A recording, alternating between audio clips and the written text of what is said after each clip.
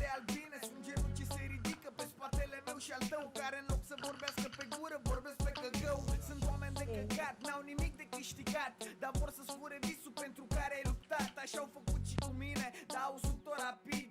I-am uit ca pe politicienii din partid. Ești în situația mea, atunci știi la ce mă refer. Știi de ce prefer să-i fut în loc să disper. Dacă nu ești capabil să înțelegi aceste rime, înseamnă că ești unul de-a lor, pișeamaș pe tine. Ești tare în creanță doar când e de față multă lume. Când ești doar tu cu mine, spui că au fost glume. Mai amuzant e că ai rostit și nume. Acum te sus ca târfele cu fel de dume.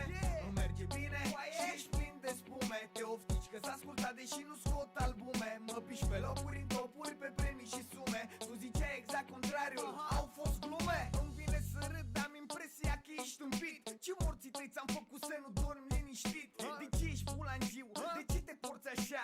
De ce pula mea? Parcă ți-aș fi făcut ceva. Nu mă refer la cineva anume, așa sunteți toți. Pe stradă sclav, dar pe net bătăuși și hoți. Zici că n-ai nimic cu mine, dar uite cum te porți. Te crezi mai bun la microfon? Arată-mi ce poți. Îmi asum fiecare cuvânt pe care îl spun. Am vorbele murdare, nu le curăță niciun săpun. Ești nebun dacă ai impresia că-mi faci vreun rău. Rostindu-mi numele îl faci uitat pe al tău.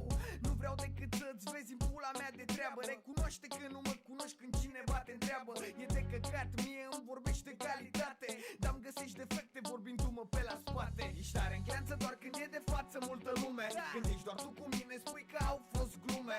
Mai amuzant e că ai rostit și nume. Acum te sus ca târfele cu fel de dume. Nu merge bine și ești plin de spume. Te oftici că s-a ascultat deși nu scot albume. Mă piși pe locuri în topuri, pe premii și sume. Tu ziceai exact contrariul, au fost glume. E neinteresant că te crezi interesant când te bagi în seamă vorbindu-mi arogant.